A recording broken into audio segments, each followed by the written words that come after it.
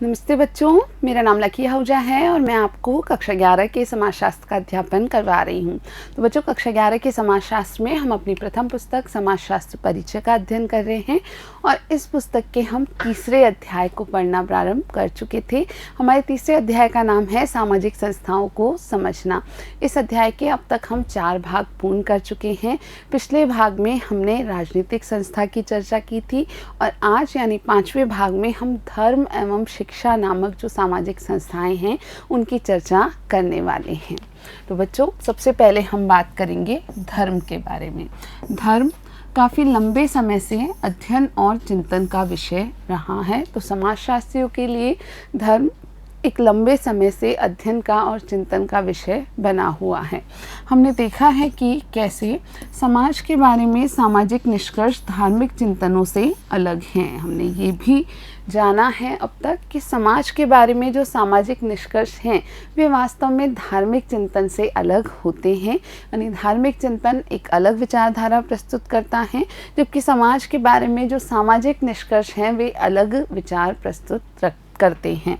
धर्म का समाजशास्त्रीय अध्ययन धर्म के धार्मिक या ईश्वर मीमांसीय अध्ययन से कई तरीके से अलग है। तो धर्म का समाजशास्त्रियों द्वारा जो अध्ययन किया जाता है वो धर्म के धार्मिक या ईश्वर मीमांसीय अध्ययन से काफ़ी अलग होता है।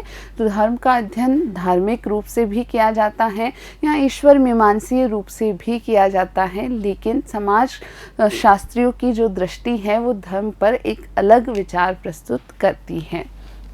पहला, यह धर्म समाज में वास्तव में कैसे कार्य करता है और अन्य संस्थाओं के साथ इसका क्या संबंध है के बारे में अनुभविक अध्ययन करता है। तो समाजशास्त्र में क्या किया जाता है कि धर्म समाज में कैसे कार्य करता है और अन्य संस्थाओं के साथ यानी अन्य जो सामाजिक संस्थाएं हैं उनके साथ इसका क्या संबंध है, इसके बारे में समाजशास्त्रियों द्वारा अनुभविक अध्ययन किए जाते हैं और ये अनुभविक अध्ययन काफ़ी महत्वपूर्ण साबित हुए हैं। दूसरा, यह तुलनात्मक पद्धति का उपयोग करता है। साथ के साथ समाजशास्त्र तुलनात्मक पद्धति का भी उपयोग करता है कि विभिन्न समाजों में या विभिन्न कालों में धर्म की क्या उपयोगिता रही है, धर्म ने किस प्रकार से अपना प्रभाव डाला है, ये अध्ययन भी समाजशास्त्रियों द्वारा किए गए हैं। तीसरा, यह समाज और संस्कृति के अन्य पक्षों के संबंध में धार्मिक विश्वासों, व्यवहारों और संस्थाओं की जांच करता है। और तीसरा बिंदु यह है कि समाजशास्त्र जो है वह समाज और संस्कृति के जो अन्य पक्ष हैं उनके संबंध में धार्मिक विश्वासों के और व्यवहारों की और संस्थाओं की जांच भी करता है। तो समाज में या संस्कृति में जो विभिन्न पक्ष हैं उनके क्या संबंध हैं, धार्मिक विश्वासों, व्यवहारों और संस्थाओं की जांच करके यह पता करने के प्रयास किए जाते हैं।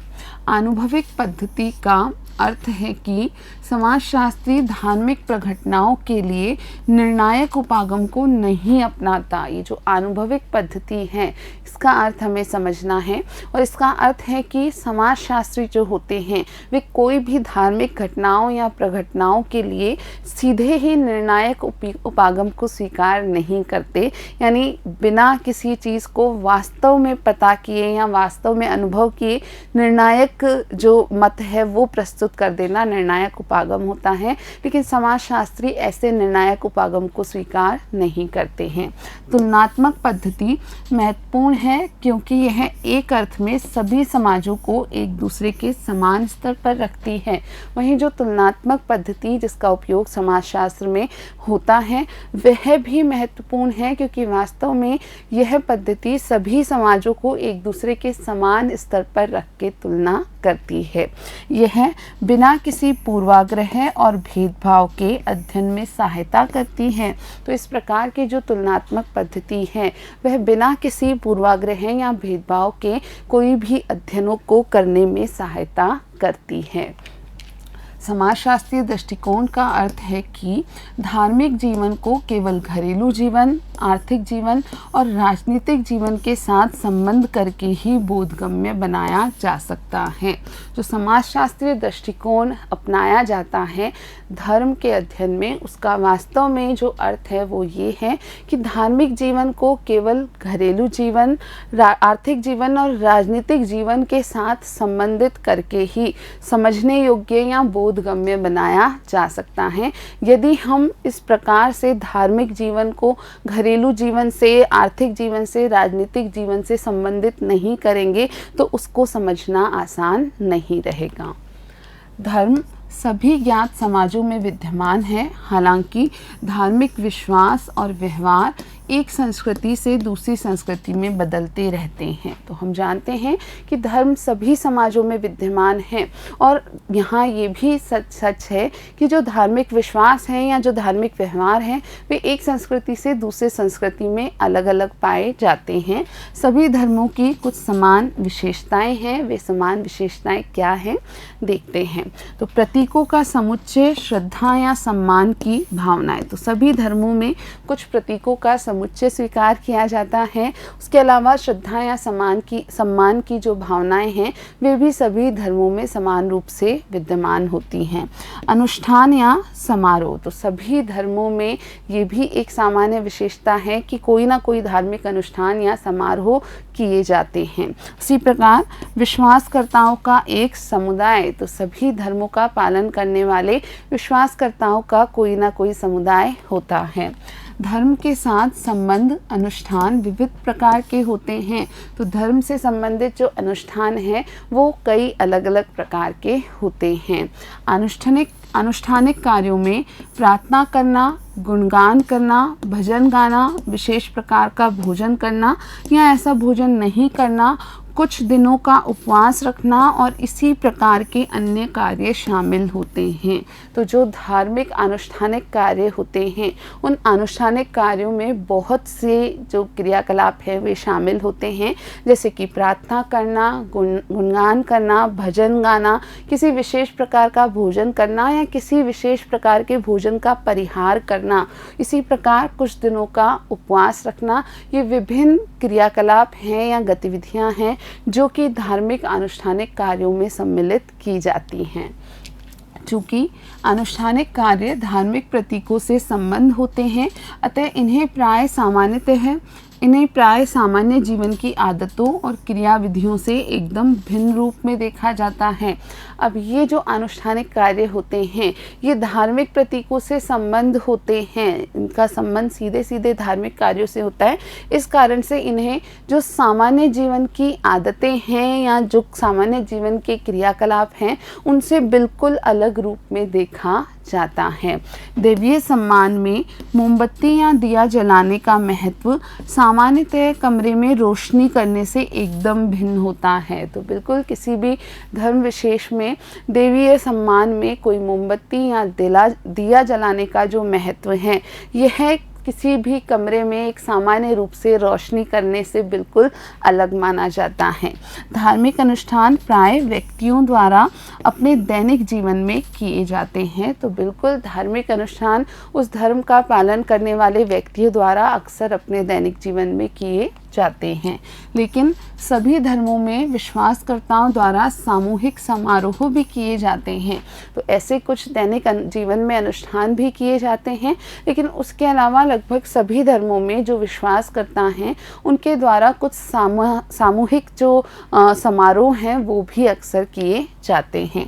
सामान्यतः ये नियमित समारोह विशेष स्थानों, चर्चों, मस्जिदों, मंदिरों, तीर्थों में आयोजित किए जाते हैं।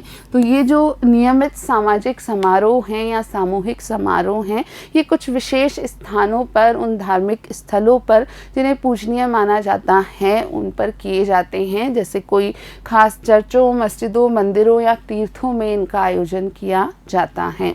धर्म एक पवित्र क्षेत्र है। इस बात पर विचार करें कि विभिन्न धर्मों के सदस्य पवित्र क्षेत्र में प्रवेश करने के पूर्व क्या करते करते हैं। तो हम जानते हैं कि धर्म को एक पवित्र क्षेत्र माना जाता है और आप इस बात पर विचार कर सकते हैं कि अलग अलग धर्मों के जो लोग हैं वे सदस्य अपने पवित्र स्थल या पवित्र क्षेत्र में प्रवेश करने से पहले क्या क्या करते हैं। उदाहरण के लिए सिर को ढकते हैं या नहीं ढकते, जूते उतारते हैं या विशेष प्रकार के वस्त्र धारण करते हैं आदि। तो कोई विशेष धर्म के लोग जब अपने पवित्र स्थल पर जाते हैं, वहाँ पर जब हम कहें कि उनका प्रवेश होता है तो प्रवेश के दौरान वे सिर को ढकते हैं या नहीं ढकते, जूते उतारते हैं या नहीं उतारते, या विशेष प्रकार के वस्त्र धारण करते हैं या नहीं धारण करते। ये अलग अलग धर्मों में अलग अलग प्रकार से हो सकता है। इन सब में जो बात समान है वह है श्रद्धा की भावना, पवित्र स्थानों या स्थितियों की पहचान और उनके प्रति सम्मान की भावना। तो इन सब स्थितियों में जो आपको समान बात नज़र आएगी वो है श्रद्धा की भावना। इसके अलावा विभिन्न पवित्र स्थानों या स्थितियों की पहचान करके और उनके प्रति एक विशेष प्रकार के सम्मान की भावना उस धर्म विशेष के अनुयायियों में पाई जाती है।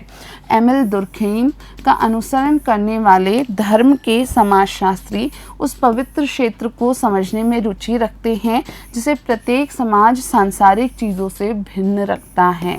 तो एमिल दुर्खेम का जो विचार था उनके विचार का अनुसरण जो करते हैं वे धर्म के समाजशास्त्री यानी धर्म का अध्ययन करने वाले समाजशास्त्री उस पवित्र क्षेत्र को समझने में रुचि रखते हैं जिसे प्रत्येक समाज सांसारिक चीज़ों से भिन्न मानता है। तो वह धार्मिक क्षेत्र जिसे पवित्र माना जाता है और साथ के साथ ही उस व्यक्ति द्वारा या उस समाज के उस हिस्से द्वारा उसे समाज के जो सामान्य कार्यस्थल हैं या अन्य स्थल हैं या अन्य चीज़ें हैं उन सब से बिल्कुल अलग माना जाता है। तो एमिल दुर्खेम का जिन लोगों ने अनुसरण किया वे सभी समाजशास्त्री उस पवित्र स्थान विशेष के अध्ययन में रुचि रखते हैं।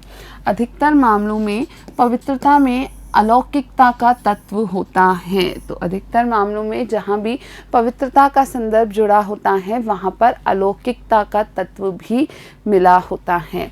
अधिकांशतः किसी वृक्ष या मंदिर की पवित्रता के साथ यह विश्वास जुड़ा होता है कि इसके पीछे कोई अलौकिक शक्ति है, इसलिए यह पवित्र है। तो यदि हम किसी भी स्थान विशेष की बात करें जिसे पवित्र माना जाता है, जैसे कोई वृक्ष हो या मंदिर हो, तो वहाँ की जो पवित्रता है उसके साथ यह विश्वास जुड़ा होता है कि इसके पीछे कोई ना कोई अलौकिक शक्ति है, यानी उस वृक्ष विशेष में अलौकिक शक्ति है या उस मंदिर में अलौकिक शक्ति है या उस चर्च में अलौकिक शक्ति है और इस कारण से यह पवित्र है, उसे उसी कारण पवित्र का दर्जा दिया जाता है।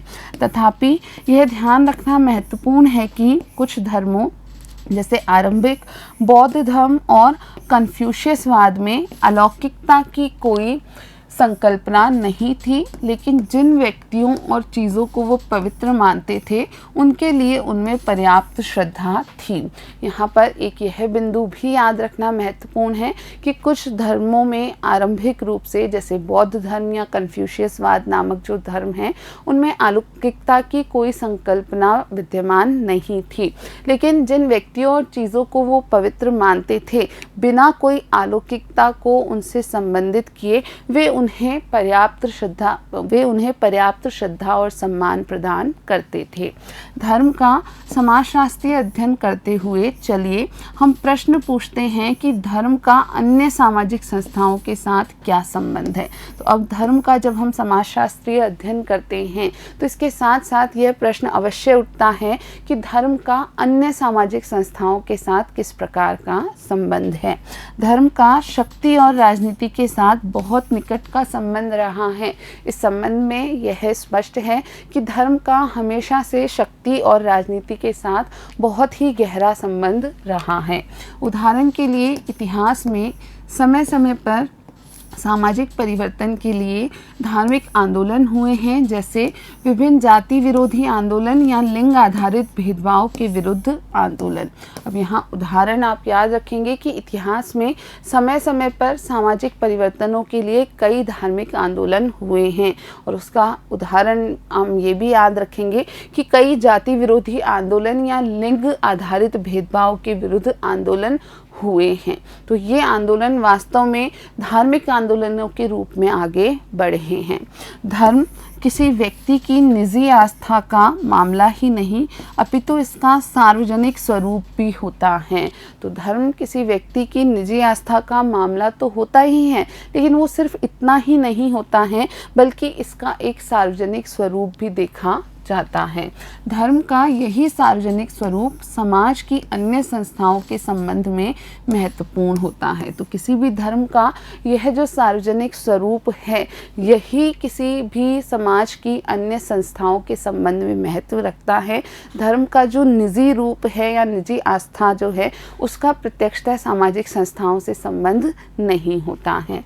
हमने देखा है कि समाजशास्त्र शक्ति को कैसे व्यापक संदर्भ में देखता है। तो बिल्कुल हम ये जान चुके हैं कि समाजशास्त्र में शक्ति को एक व्यापक या विस्तृत संदर्भ में देखा जाता है। अतः राजनीतिक और धार्मिक क्षेत्र के बीच संबंध को जानना समाजशास्त्रीय हित में है। इसी कारण से राजनीतिक और धार्मिक क्षेत्र के बीच जो संबंध है, उस संबंध को जानना समाजशास्त्रीय अध्ययन की दृष्टि से एक बहुत महत्व रखने वाली वस्तु है।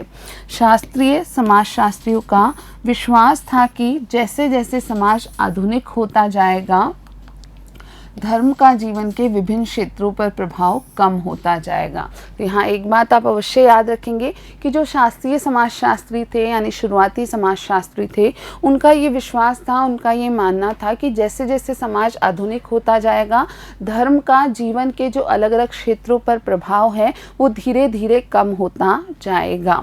पंथ निरपेक्षता की संकल्पना इस प्रक्रिया का वर्णन करती है। तो हम जानते हैं कि किसी भी आधुनिक लोकतांत्रिक राज्य में पंथ निरपेक्षता की संकल्पना रखी जाती है, और ये पंथ निरपेक्षता की जो संकल्पना है, वो इसी प्रक्रिया का वर्णन करती है कि धीरे धीरे समाज पर धर्म का प्रभाव जो है वो कम होता जाए। समकालीन घटनाएं समाज के विभिन्न पक्षों में धर्म की दृढ़ भूमिका की जानकारी देती हैं, लेकिन समकालीन घटनाएं जो विभिन्न देशों में विभिन्न जगहों पर होती रही हैं, ये वास्तव में जो विभिन्न हम कहें पक्ष हैं समाज के, उन सभी समाज के पक्षों में धर्म की जो दृढ़ भूमिका है, धर्म की जो महत्वपूर्ण भूमिका है, उस पर हमारी जो आँखें हैं वो खोलती हैं या हमें उस बारे में जानकारी प्रदान करती है। आप ऐसा क्यों सोचते हैं कि ऐसा है? तो यदि आपको भी ऐसा लगता है कि हाँ, समकालीन जो घटनाएं हैं वो इस प्रकार का वर्णन प्रस्तुत करती हैं कि समाज के विभिन्न पक्षों पर धर्म का अब भी गहरा प्रभाव है, तो आप ऐसा क्यों सोचते हैं, इस बारे में विचार करें। मैक्स वेबर 1864 से 1920 के महत्वपूर्ण कार्य दर्शाते हैं कि समाजशास्त्र सामाजिक और आर्थिक व्यवहार के अन्य पक्षों के साथ धर्म के संबंधों को कैसे देखता है। तो मैक्स वेबर ने अपने अध्ययनों में इस बात को बताया कि समाजशास्त्र जो है वह सामाजिक और आर्थिक व्यवहार के जो अलग अलग पक्ष हैं, उन सभी के साथ धर्म के संबंधों को किस प्रकार से देखता है। वेबर का तर्क है कि कैल्विनवाद, प्रोटेस्टेंट ईसाई धर्म की एक शाखा, ने आर्थिक संगठन के साधन के रूप में पूंजीवाद के उद्भव और विकास को महत्वपूर्ण रूप से प्रभावित किया था। तो इस संबंध में वेबर ने अपने अध्ययन किए और उन अध्ययनों के आधार पर उन्होंने यह तर्क प्रस्तुत किया कि कैल्विनवाद, जो कि प्रोटेस्टेंट ईसाई धर्म की एक विशिष्ट शाखा है, उसने आर्थिक संगठन के साधन के रूप में पूंजीवाद के उद्भव को और विकास को महत्वपूर्ण रूप से प्रभावित किया था। यानी कैल्विनवाद के द्वारा वास्तव में पूंजीवाद का उद्भव हुआ और साथ के साथ ही जो पूंजीवाद का विकास है वह तीव्र गति से आगे बढ़ा। कैल्विनवादियों का विश्वास था कि विश्व की रचना भगवान की महिमा के लिए हुई। इसका अभिप्राय है कि इस संसार में किया गया कोई भी कार्य उसके गौरव के लिए किया जाता है। तो कैल्विनवादियों का एक विशेष विचार यह था कि विश्व की जो रचना हुई है वह उनके भगवान की महिमा के लिए ही हुई है, और इसलिए अर्थ या अभिप्राय यह निकलता है कि इस संसार में जो भी कार्य किया जाएगा वह उसके गौरव के लिए यानी ईश्वर के गौरव के लिए ही किया जाएगा। यहाँ तक कि सांसारिक कार्यों को भी पूजनीय कार्य बना दिया गया, और इस प्रकार कैल्विनवादियों द्वारा किसी भी सांसारिक कार्यों को एक पूजनीय कार्य बना दिया गया। हालांकि इससे भी महत्वपूर्ण बात यह है कि कैल्विनवादी भाग्य की संकल्पना में भी विश्वास करते थे, जिसका अर्थ है कि कौन स्वर्ग में जाएगा और कौन नरक में, यह पहले से निश्चित था। तो यहाँ पर एक और महत्वपूर्ण बात यह है कि ये जो कैल्विनवादी धर्म था या ये जो कैल्विनवाद था उसमें भाग्य की संकल्पना में भी विश्वास रखा जाता था, यानी कि कौन व्यक्ति स्वर्ग में जाएगा और कौन नरक में जाएगा यह उसके भाग्य द्वारा पहले से ही निश्चित होता है। चूँकि यह जानने का कोई तरीका नहीं था कि किसे स्वर्ग मिलेगा और किसे नरक, लोग इस संसार में अपने कार्यों में भगवान की इच्छा के संकेत देखने लगे। अब यहाँ यह भी स्पष्ट है कि ये जानने का कोई ऐसा तरीका नहीं था कि किसे स्वर्ग मिलेगा और किसे नरक मिलेगा। तो इस संसार में जो भी लोग कार्य करते हैं उन सभी कार्यों को भगवान की इच्छा के संकेत के रूप में वे देखा करते थे कि जो व्यक्ति जितना अधिक उत्पादन करेगा, जितना अधिक पूंजी जो है अर्जित करेगा, उसे हम एक संकेत के रूप में मानेंगे कि उस पर भगवान उतने ही ज़्यादा प्रसन्न होंगे।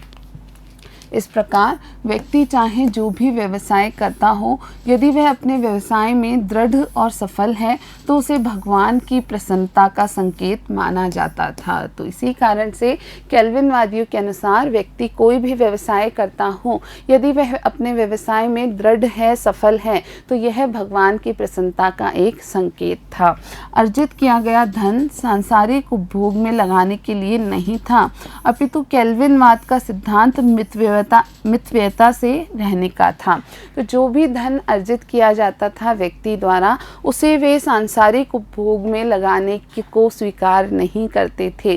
कैल्विनवादी मानते थे कि व्यक्ति को मितव्ययता से रहना चाहिए, यानी जो भी संपत्ति या धन उसने अर्जित किया है उसे बहुत मितव्ययता से खर्च करना चाहिए।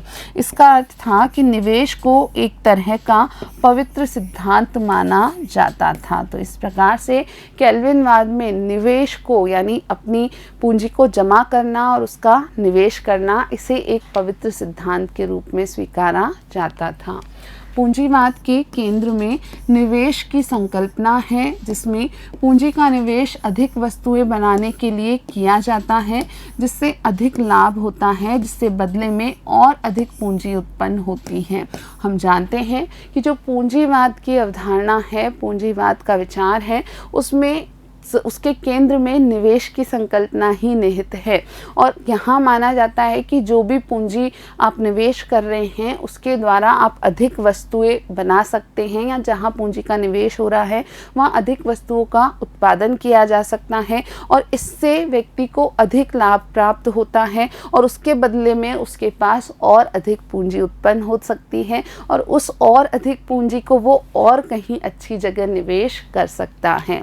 इस प्रकार वेबर यह तर्क प्रस्तुत करने में सक्षम थे कि धर्म इस मामले में कैल्विनवाद के आर्थिक विकास पर प्रभाव डालता है। तो इस तरीके से वेबर ने यह तर्क प्रस्तुत किया कि कैल्विनवाद के जो उदाहरण है इसके रूप में हम देख सकते हैं कि धर्म ने आर्थिक विकास या पूंजीवाद के विकास पर किस प्रकार प्रभाव डाला है। धर्म का अलग क्षेत्र के रूप में अध्ययन नहीं किया जा सकता। समाजशास्त्री मानते हैं कि धर्म का एक बिल्कुल अलग क्षेत्र के रूप में अध्ययन संभव नहीं है। सामाजिक शक्तियाँ हमेशा और अनिवार्यतः धार्मिक संस्थाओं को प्रभावित करती हैं। तो किसी भी समाज में जो सामाजिक शक्तियाँ हैं वे हमेशा से ही धार्मिक संस्थाओं को प्रभावित करती रही हैं। राजनीतिक बहस, आर्थिक स्थितियाँ और लिंग संबंधी मानक हमेशा धार्मिक व्यवहार को प्रभावित करते हैं।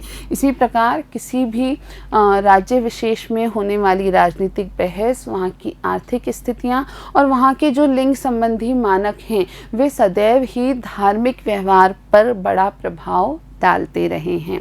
इसके विपरीत धार्मिक मानक सामाजिक समझ को प्रभावित और कभी-कभी निर्धारित भी करते हैं। और इसी के दूसरी तरफ हम देखें, यानी इसकी विपरीत स्थिति को देखें, तो जो धार्मिक मानक होते हैं वे सामाजिक समझ को प्रभावित करते हैं और यहाँ तक कि कभी-कभी समाज विशेष की स्थिति का निर्धारण भी करते हैं। इसलिए समाजशास्त्रीय रूप से यह पूछना महत्वपूर्ण है कि मानव जनसंख्या के इतने बड़े हिस्से का धर्म से क्या संबंध है। तो इस कारण से यह प्रश्न पूछना महत्वपूर्ण है कि मानव जनसंख्या का एक बड़ा हिस्सा धर्म से जुड़ा हुआ है, तो इनका धर्म से विशिष्ट संबंध क्या है। धर्म समाज का महत्वपूर्ण भाग है और अन्य भागों से अनिवार्यतः जुड़ा हुआ है। हम जानते हैं कि धर्म हमारे समाज का एक महत्वपूर्ण भाग है और समाज के जो अन्य पक्ष हैं, अन्य हिस्से हैं, उनसे अनिवार्य रूप से यह जुड़ा हुआ है। समाजशास्त्रियों का कार्य इन विभिन्न अंतर संबंधों को उजागर करना है और वास्तव में समाजशास्त्री धर्म को इसी दृष्टि से पढ़ते हैं ताकि वे समाजशास्त्र द्वारा या इनके अध्ययनों द्वारा धर्म का जो विभिन्न अन्य संस्थाओं से संबंध है उस अंतर संबंध को उजागर कर पाएं। परंपरागत समाजों में सामान्यतः धर्म सामाजिक जीवन में एक केंद्रीय हिस्से की भूमिका निभाता है। यदि हम परंपरागत समाजों की चर्चा करें तो वहाँ पर धर्म किसी भी समाज के सामाजिक जीवन में एक बहुत ही महत्वपूर्ण या केंद्रीय भूमिका निभाया करता था। धार्मिक प्रतीक एवं अनुष्ठान अक्सर समाज की भौतिक और कलात्मक संस्कृति से जुड़े होते हैं। तो विभिन्न प्रकार के धार्मिक प्रतीक और अनुष्ठान जो हैं वो किसी भी समाज की भौतिक और कलात्मक संस्कृति से अवश्य रूप से जुड़े होते हैं। समाजशास्त्र धर्म का अध्ययन किस तरह करता है यह जानने के लिए आगे बॉक्स में दिए गए सारांश का अध्ययन करें। तो समाजशास्त्र धर्म का अध्ययन वास्तव में किस तरीके से करता है यह जानने के लिए आगे हम बॉक्स में एक जो सारांश दिया गया है उसका अध्ययन करते हैं। अनेक बाहरी तत्वों ने धार्मिक विशेषज्ञों के पारंपरिक जीवन को प्रभावित किया है। तो कई बाहरी तत्वों ने जो धार्मिक विशेषज्ञ हुए उनके पारंपरिक जीवन को काफ़ी प्रभावित किया है। इनमें सबसे महत्वपूर्ण है नासिक में नए रोज़गारों और शैक्षणिक अवसरों की उत्पत्ति। और इनमें सबसे महत्वपूर्ण हम मान सकते हैं नासिक में नए नए रोज़गारों और शैक्षणिक अवसरों की उत्पत्ति। तो यहाँ नासिक यानी एक स्थान विशेष का उदाहरण लिया गया है जहाँ पर कि नए रोजगार और शैक्षणिक अवसरों की उत्पत्ति हुई और इस कारण से ये तत्व जो बाहरी तत्व वहाँ पर आने लगे उनसे धार्मिक विशेषज्ञों का जो पारंपरिक जीवन था वो काफ़ी हद तक प्रभावित होने लगा। स्वतंत्रता के बाद पुरोहितों का जीवन बड़ी तेज़ी से परिवर्तित हो गया था। अब बेटे और बेटियों को विद्यालय भेजा जाता है और पारंपरिक कार्य से भिन्न कार्यों के लिए प्रशिक्षित किया जा रहा है। तो नासिक में स्वतंत्रता के बाद की स्थिति की यहाँ चर्चा की गई है। तो वहाँ पर पुरोहितों का जीवन जो था वो काफ़ी तेज़ी से बदल गया था। अब बेटे और बेटियों को विद्यालय भेजा जाता है, यानी अब उन पुरोहितों ने अपने बच्चों को विद्यालय भेजना शुरू किया और पारंपरिक कार्यों से भिन्न कार्यों के लिए प्रशिक्षित भी करना शुरू किया। अन्य तीर्थ स्थानों की तरह नासिक में भी धार्मिक क्रियाकलापों के लिए अन्य अतिरिक्त केंद्र उत्पन्न हो गए। तो अन्य तीर्थ स्थानों में जैसी स्थिति हुई वैसी ही नासिक में स्थिति हुई कि धार्मिक क्रियाकलापों को करने के लिए अन्य अतिरिक्त केंद्र यानी अलग अलग केंद्रों की उत्पत्ति हो गई। किसी तीर्थयात्री के लिए ताम्र पात्र में गोदावरी का पवित्र जल घर से जाना सामान्य क्रिया थी। तो वास्तव में किसी भी तीर्थयात्री के जो नासिक में तीर्थ यात्रा के लिए आते, उनके लिए एक ताम्र पात्र में गोदावरी का पवित्र जल जो है वो घर ले जाना एक सामान्य क्रिया हुआ करती थी। तो वहाँ से उस नदी को, गोदावरी को पवित्र माना जाता था और उसका जो जल था वो ताम्र पात्र में भरकर जो तीर्थयात्री थे वे अपने घर ले जाया करते थे।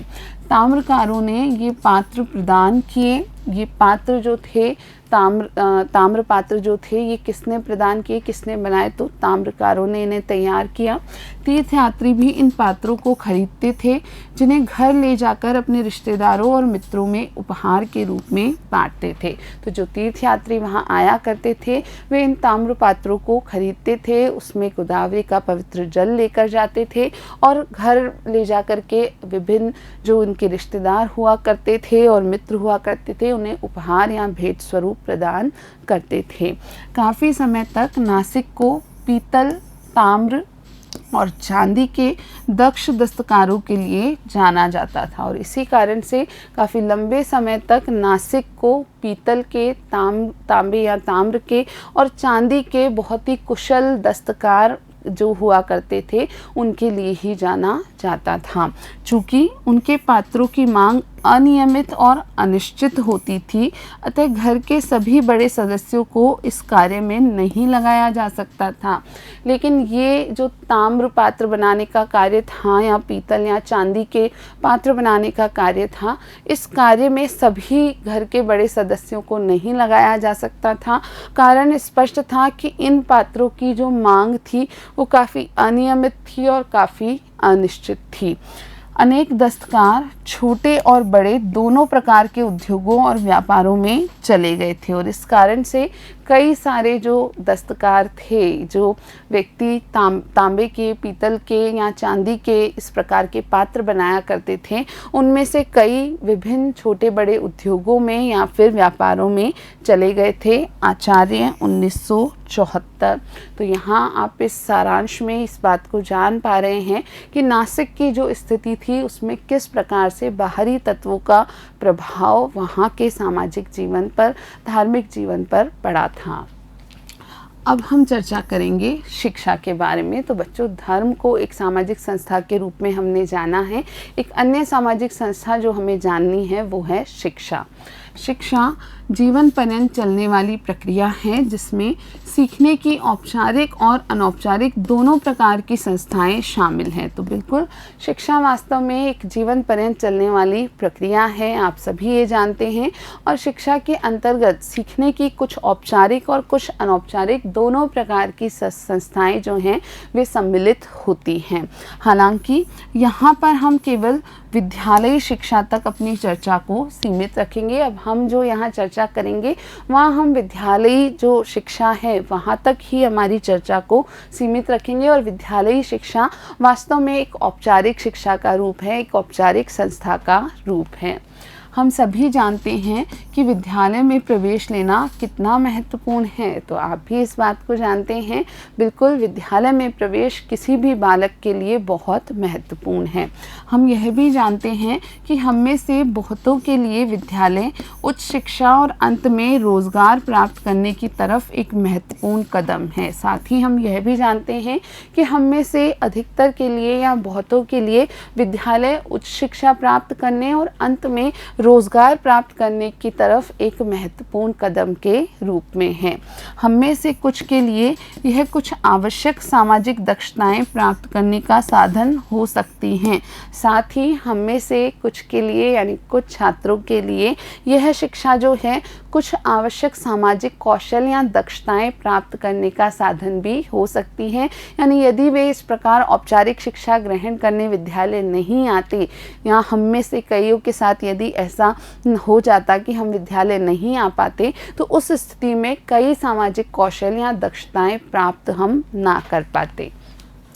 इन सभी मामलों में सामान्य बात है शिक्षा की आवश्यकता का महसूस होना। तो इन सभी मामलों में अगर हम सोच करके देखें तो वास्तव में सबसे सामान्य बात है शिक्षा की आवश्यकता का महसूस होना। समाजशास्त्र इस आवश्यकता को समूह की विरासत के प्रेषण या संप्रेषण की प्रक्रिया के रूप में समझता है जो सभी समाजों में पाई जाती है। तो हमारे विषय समाजशास्त्र में ये जो शिक्षा की आवश्यकता है, इसे समूह की विरासत के प्रेषण या संप्रेषण के रूप में, उस प्रक्रिया के रूप में समझा जाता है कि शिक्षा इसलिए आवश्यक है क्योंकि किसी भी समूह विशेष की जो विरासत है उसका अगली पीढ़ी को प्रेषण कर पाना या संप्रेषण कर पाना शिक्षा के द्वारा ही संभव हो पाता है। साधारण समाजों और जटिल आधुनिक समाजों में एक गुणात्मक अंतर है। यदि हम साधारण या पारंपरिक छोटे समाजों की बात करें और जो जटिल आधुनिक समाज हैं उनकी बात करें तो उनमें एक बड़ा गुणात्मक अंतर है। साधारण समाजों में औपचारिक विद्यालय जाने की आवश्यकता नहीं थी। तो यह अंतर शिक्षा के संदर्भ में है। वो कौन सा है कि जो पारंपरिक साधारण समाज होते थे वहाँ पर औपचारिक विद्यालय जाने की आवश्यकता नहीं मानी जाती थी। बच्चे बड़ों के साथ क्रियाकलापों में शामिल होकर प्रथाओं और जीवन के व्यापक तरीके सीख लेते थे। तो उन पारंपरिक साधारण समाजों में औपचारिक विद्यालयी शिक्षा के लिए बच्चे नहीं जाते थे, अपितु वे बड़ों के साथ विभिन्न क्रियाकलापों में शामिल होते थे और इस प्रकार से वे अलग अलग प्रथाओं और जीवन जीने के जो व्यापक तरीके हैं उन्हें बड़ों के साथ ही सीख लेते थे। जटिल समाजों में हमने देखा कि श्रम का आर्थिक विभाजन बढ़ रहा है, घर से कार्यों का विभाजन हो रहा है, विशिष्ट शिक्षा और दक्षता प्राप्त करने की आवश्यकता है, राज्य व्यवस्थाओं, राष्ट्रों और प्रतीकों एवं विचारों के जटिल समुच्चय की भी उत्पत्ति हो रही है। लेकिन आज के जो आधुनिक जटिल समाज हैं उनकी चर्चा हम अब तक इस अध्याय में करते आए हैं विभिन्न सामाजिक संस्थाओं के संदर्भ में, और हमने ये देखा है कि धीरे धीरे इन जटिल समाजों में श्रम का आर्थिक जो विभाजन है वह बढ़ता ही जा रहा है। घर से कार्यों का विभाजन हो रहा है, यानी अब सभी कार्य व्यक्ति घर से नहीं सीख पाता है, घर से नहीं कर पाता है। विशिष्ट शिक्षा और दक्षता प्राप्त करने की आवश्यकता बढ़ रही है। इस कारण व्यक्ति विशेष को विशिष्ट प्रकार की शिक्षा, आवश्यक कौशल या दक्षता प्राप्त करने की जो आवश्यकता है वो धीरे धीरे बढ़ती ही जा रही है।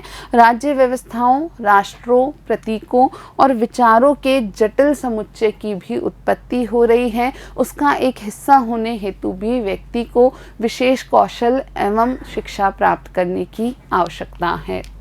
ऐसी परिस्थिति में आप अनौपचारिक शिक्षा कैसे प्राप्त करेंगे? लेकिन ऐसी परिस्थिति में एक बालक या आप अपने बारे में सोच के देखें कि आप अनौपचारिक शिक्षा कैसे प्राप्त करेंगे, या क्या अनौपचारिक शिक्षा की कोई आवश्यकता नहीं रह जाती है। अभिभावक और अन्य बड़े लोग प्राप्त ज्ञान को अगली पीढ़ी तक अनौपचारिक रूप से कैसे संप्रेषित कर सकेंगे, और इन बदलती हुई स्थितियों में अभिभावक या परिवार के जो अन्य बड़े लोग हैं वे अगली पीढ़ी तक अनौपचारिक रूप से अपने तौर तरीकों को या अपने प्राप्त ज्ञान को किस प्रकार संप्रेषित कर पाएंगे। ऐसे सामाजिक संदर्भ में शिक्षा का औपचारिक और सुनिश्चित होना आवश्यक है। तो निश्चित ही आज के जटिल आधुनिक समाज में इन्हीं कारणों से, क्योंकि अनौपचारिक शिक्षा देना अब उतना आसान नहीं है, क्योंकि व्यक्ति विशेष जो है वो अधिक जटिल क्रियाकलापों में जकड़ चुका है, और इस कारण से आज के दौर में औपचारिक शिक्षा की जो महत्ता है वो बढ़ती ही जा रही है। और ऐसे विशिष्ट सामाजिक संदर्भ में ही शिक्षा का औपचारिक और सुनिश्चित होना आवश्यक माना गया है। इससे भी आगे आधुनिक जटिल समाज सरल समाजों की तुलना में अमूर्त सार्वभौमिक मूल्यों पर निर्भर करते हैं। तो इससे आगे जो एक बात याद रखनी है वह यह भी है कि आधुनिक जटिल समाज जो हैं वे सरल समाजों की तुलना में आज अत्यधिक अमूर्त सार्वभौमिक मूल्यों पर निर्भर करते हैं, और हर व्यक्ति विशेष को उन अमूर्त सार्वभौमिक मूल्यों से हम कहें कि परिचित होने की आवश्यकता होती है। यही चीज़ इसे उस सरल समाज से अलग करती है जो परिवार, नातेदार, जनजाति, जाति या धर्म पर आधारित विशिष्ट मूल्यों पर आधारित है। तो ये जो अमूर्त सार्वभौमिक मूल्यों की जटिलता है, यही वास्तव में हमारे आधुनिक जटिल समाजों को सरल समाजों से अलग करती है, क्योंकि जो सरल समाज हुआ करते थे वे किसी परिवार, नातेदारी, जनजाति, जाति या धर्म विशेष पर आधारित जो विशिष्ट मूल्य थे, सिर्फ उन्हीं विशिष्ट मूल्यों पर आधारित हुआ करते थे। कोई भी अमूर्त सार्वभौमिक मूल्यों की आवश्यकता तब नहीं मानी जाती थी। आधुनिक समाजों में विद्यालयों की रचना एकरूपता, मानकीकृत प्रेरणाओं और सार्वभौमिक मूल्यों को बढ़ावा देने के लिए की जाती हैं। तो आज के जो आधुनिक समाज हैं, इन आधुनिक समाजों में विद्यालयों की रचना यानी औपचारिक शिक्षा की जो हम कहें महत्ता है, वह एकरूपता, मानकीकृत प्रेरणाओं और सार्वभौमिक मूल्यों को बढ़ावा देने के लिए ही की जाती हैं।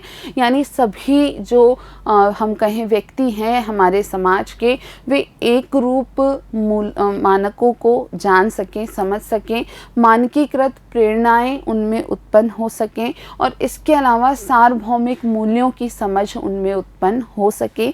इसी दृष्टि से ही विद्यालयों की रचना या स्थापना की जाती है। इसे करने के अनेक तरीके हैं और वास्तव में इस प्रकार से एकरूपता को बढ़ाने के, मानकीकृत प्रेरणाओं को उत्पन्न करने के और सार्वभौमिक मूल्यों को बढ़ावा देने के विभिन्न तरीके मौजूद हैं। उदाहरण के लिए कोई विद्यालय के बच्चों की एक जैसी वर्दी की बात कर सकता है। तो एक उदाहरण यहाँ पर है विद्यालय के सभी बच्चों की एक जैसी वर्दी या यूनिफॉर्म। तो किसी भी विद्यालय में जो बच्चे आते हैं उनकी सभी बच्चों की एक जैसी ही वर्दी या यूनिफॉर्म जो है वो एक निश्चित प्रकार की एकरूपता को सुनिश्चित करती है। क्या आप मानकीकरण को बढ़ावा देने वाली अन्य विशेषताओं पर विचार कर सकते हैं? तो इसके अलावा विद्यालय की जो वर्दी है, इसके अलावा क्या विद्यालय में कोई अन्य ऐसी विशेषताएं हैं जो मानकीकरण को बढ़ावा देती हों, जो एकरूपता को बढ़ावा देती हों? तो आपको इस बारे में चर्चा करनी है, अपना विचार अपने साथियों के समक्ष रखना है। एमिल दुर्खीम के अनुसार कोई भी समाज एक सामान्य आधार, कुछ विचारों, मनोभावों और व्यवहारों के बगैर जीवित नहीं रह सकता, जिसे शिक्षा द्वारा सभी बच्चों को बिना भेदभाव के संप्रेषित किया जाना चाहिए, चाहे वे किसी भी सामाजिक श्रेणी के हों। दुर्खीम 1956। तो एमिल दुर्खीम ने अपने विचार शिक्षा के संदर्भ में रखे। उनका मानना था कि कोई भी समाज एक सामान्य आधार, वो सामान्य आधार क्या होगा? कुछ विचारों, मनोभावों और व्यवहारों। तो एक समाज में कुछ ना कुछ सामान्य आधार अवश्य होना चाहिए, कुछ विचारों के रूप में, कुछ मनोभावों या व्यवहारों के रूप में, और कोई भी समाज इनके बगैर जीवित नहीं रह सकता। और इन सामान्य विचारों को या इन सामान्य आधारों को शिक्षा द्वारा सभी बच्चों को बिना भेदभाव के संप्रेषित किया जाना चाहिए। यानी उस समाज विशेष के सभी बच्चों को ये सामान्य आधार, ये सामान्य विचार, ये सामान्य मनोभाव और व्यवहार जो हैं उन्हें प्रेषित या संप्रेषित किया जाना चाहिए, चाहे वे किसी भी सामाजिक श्रेणी के हों, भले ही वे बच्चे किसी भी सामाजिक श्रेणी से संबंध क्यों ना रखते हों। शिक्षा बच्चे को विशिष्ट व्यवसाय के लिए तैयार करने वाली होनी चाहिए और साथ ही वह उसे समाज के मुख्य मूल्यों को समाहित करने में सक्षम बनाने वाली भी होनी चाहिए। तो शिक्षा जो है यह किसी भी बच्चे को वास्तव में एक विशिष्ट व्यवसाय के लिए तैयार करने वाली होनी चाहिए और साथ के साथ ही वह समाज के जो मुख्य मूल्य हैं, उस समाज विशेष के जो सार्वभौमिक मूल्य हैं, उन मूल्यों को उस बच्चे के जीवन में समाहित करने में सक्षम भी होनी चाहिए। इस प्रकार प्रकार्यवादी समाजशास्त्री सामान्य सामाजिक आवश्यकताओं और सामाजिक मानकों के बारे में बात करते हैं। तो ये जो शिक्षा के बारे में विचार हैं, ये प्रकार्यवादियों के दृष्टिकोण से मिलता है। तो प्रकार्यवादी जो विचारक हैं वे वास्तव में सामान्य सामाजिक आवश्यकताओं और सामाजिक मानकों के बारे में ही चर्चा करते हैं जब वे शिक्षा की जो महत्ता है उसकी बात करते हैं।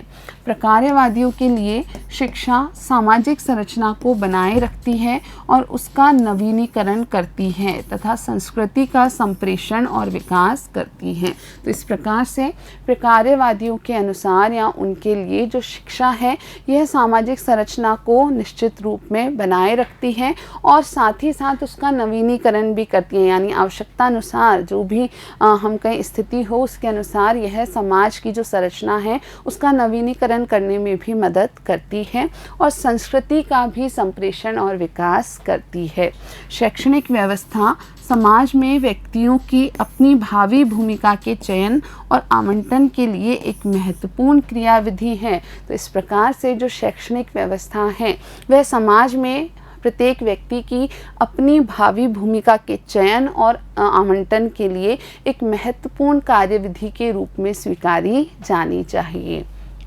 इसे एक व्यक्ति को खुद को साबित करने का क्षेत्र भी माना जाता है और इसीलिए विभिन्न परिस्थितियों के लिए चयन का साधन भी, जो कि व्यक्तियों की अपनी क्षमताओं के अनुसार होता है। तो इस प्रकार से शिक्षा को व्यक्ति को खुद को साबित करने का एक क्षेत्र माना जाता है कि कोई भी व्यक्ति अपने आप को समाज में स्थापित कर सकता है, साबित कर सकता है अपनी शिक्षा द्वारा, और इसीलिए विभिन्न प्रकार की परिस्थितियों के चयन का आधार भी शिक्षा को माना जाता है। और ये जो आधार है वास्तव में व्यक्ति की अपनी क्षमताओं के अनुसार ही प्राप्त होता है। समाज को असमान रूप से विभेदकारी मानने वाले समाजशास्त्रियों के लिए शिक्षा स्तरीकरण के मुख्य अभिकर्ता के रूप में कार्य करती है। तो कुछ समाजशास्त्री जो कि समाज को असमान रूप से विभेदकारी मानते हैं, उनके लिए या उनके अनुसार शिक्षा भी स्तरीकरण के एक मुख्य अभिकर्ता के रूप में कार्य करती है। यानी किसी भी समाज विशेष में जो भेद करने का या अंतर करने का एक आयाम है वो शिक्षा को भी वे मानते हैं कि समाज में स्तरीकरण का एक बड़ा कारण शिक्षा भी बन जाती है। शिक्षा के असमान अवसर भी सामाजिक स्तरीकरण का ही परिणाम है। वे समाजशास्त्री मानते हैं कि शिक्षा के समान अवसर नहीं है समाज में, और शिक्षा के ये जो असमान अवसर प्राप्त हैं विभिन्न वर्गों को, विभिन्न समूहों को, वे भी वास्तव में सामाजिक स्तरीकरण का ही एक परिणाम है।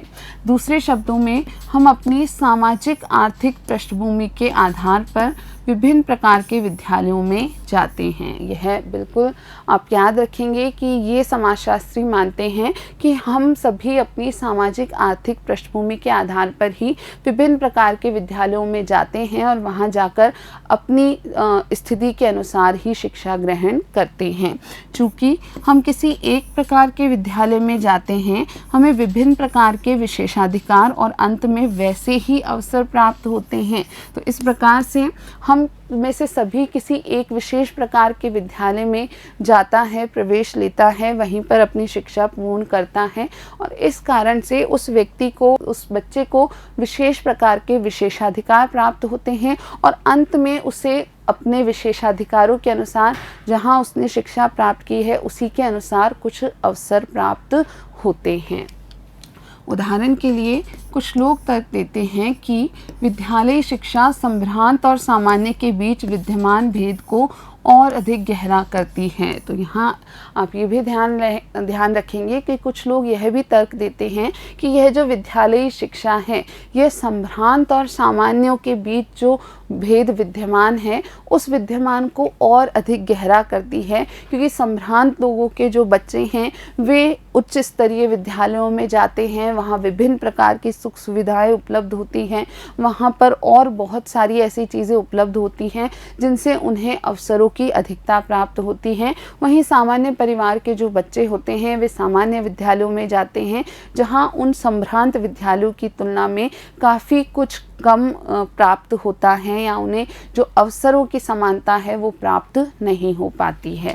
विशेषाधिकार प्राप्त विद्यालयों में जाने वाले बच्चों में आत्मविश्वास आ जाता है, जबकि इससे वंचित बच्चे इसके विपरीत भाव का अनुभव कर सकते हैं। पाठक 2002। तो पाठक ने 2002 में अपने विचार इस प्रकार से रखे कि जो विशेषाधिकार प्राप्त विद्यालयों में बच्चे जाते हैं उनमें स्वतः ही आत्मविश्वास अत्यधिक होता है, और इसके विपरीत जो बच्चे वंचित होते हैं वो ऐसे विद्यालयों में जाते हैं वहाँ पर उनमें इससे एक विपरीत भाव यानी कि एक प्रकार से आत्मविश्वास की अत्यधिक कमी उनमें उत्पन्न हो जाती है या फिर हीनता का भाव उनमें उत्पन्न हो जाता है। तथापि ऐसे और अनेक बच्चे हैं जो विद्यालय नहीं जा सकते या विद्यालय जाना बीच में ही छोड़ देते हैं। इसके अलावा हमें ऐसे भी अन्य बच्चों के बारे में ध्यान रखना होगा जो कि विद्यालय जा ही नहीं सकते हैं, यानी विद्यालय में प्रवेश ही नहीं ले पाते हैं, या फिर विद्यालय में प्रवेश तो लेते हैं लेकिन बीच में ही विद्यालय जाना छोड़ देते हैं। उदाहरण के लिए एक अध्ययन बताता है, इस समय आप विद्यालय में कुछ बच्चे देख रहे हैं। एक अध्ययन किया गया, उस अध्ययन में ये बात रखी गई कि आप किसी समय विशेष पर विद्यालय में बच्चों को अध्ययन करते हुए देख रहे हैं। यदि आप फसल के समय विद्यालय आएँ तो आपको अनुसूचित जाति और अनुसूचित जनजाति का एक भी बच्चा नहीं मिलेगा, लेकिन यदि आप फसल का जो समय होता है उस दौरान यदि आप विद्यालय में जाएंगे तो आपको विद्यालय में अनुसूचित जाति और अनुसूचित जनजाति का एक भी बच्चा कक्षा में नहीं मिलेगा। जब उनके अभिभावक बाहर कार्य करते हैं तो उन पर घर की कुछ जिम्मेदारियां आ जाती हैं, और इन समुदायों की लड़कियां कभी कभार ही विद्यालय जाती हैं क्योंकि वे विभिन्न प्रकार के घरेलू और आमदनी वाले कार्य करती हैं। तो जब उनके अभिभावक बाहर जाकर के कार्य कर रहे होते हैं तो स्वतः ही उन पर घर की कुछ जिम्मेदारियां आ जाती हैं, और इस कारण बच्चे घर पर रुककर उन जिम्मेदारियों का निर्वहन करते हैं। और ख़ासकर इन समुदायों की जो लड़कियां होती हैं वे तो कभी कभार ही विद्यालय जा पाती हैं क्योंकि वे विभिन्न प्रकार के घरेलू और आमदनी प्राप्त करने वाले कार्यों में अपना योगदान देती हैं। उदाहरण के लिए 10 वर्ष की एक लड़की बेचने के लिए गाय का सूखा गोबर उठाती है। प्रतीची 2002। तो ये वक्तव्य प्रतीची ने 2002 में प्रस्तुत किया कि इस प्रकार की स्थितियां मौजूद हैं हमारे देश में। तो एक उदाहरण ये है कि 10 वर्ष की एक लड़की जिसकी उम्र विद्यालय जाने की है, विद्यालय के समय के दौरान वो बेचने के लिए गाय का सूखा गोबर उठाती है और फिर उसको बेचा जाता है ताकि परिवार की आमदनी में कुछ बढ़ोतरी हो पाए। उपरोक्त रिपोर्ट दर्शाती है कि लिंग और जातिगत भेदभाव किस तरह शिक्षा के अवसरों का अतिक्रमण करते हैं। तो बिल्कुल इस रिपोर्ट के आधार पर हम ये समझ सकते हैं कि लिंग का प्रभाव किस प्रकार पड़ता है शिक्षा के अवसरों पर। यानी निश्चित ही जो लड़कियां हैं उन्हें यहाँ पर अधिक प्रताड़ित होना पड़ रहा है एक प्रकार से, या उनके जो शिक्षा के अवसर हैं उन्हें उससे वंचित किया जा रहा है। और साथ के साथ जो जातिगत भेदभाव हैं हमारे समाज में वे भी बच्चों को शिक्षा के अवसरों से वंचित करने का एक कारण बन जाते हैं। जो अब आपको एक क्रियाकलाप करना है, यहाँ पर देखिए क्या है इस क्रियाकलाप में।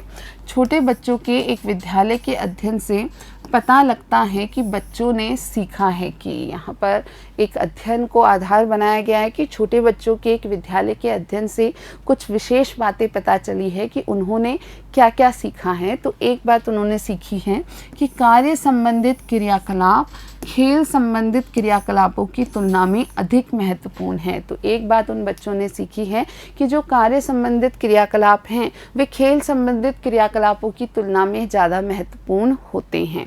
दूसरी बात उन्होंने सीखी, कार्य संबंधित क्रियाकलापों में कोई भी या अध्यापक द्वारा निर्देशित सभी क्रियाकलाप होते हैं। कि ये जो कार्य संबंधित क्रियाकलाप हैं इनमें अध्यापक द्वारा निर्देशित या किसी के द्वारा भी निर्देशित सभी क्रियाकलाप शामिल होते हैं।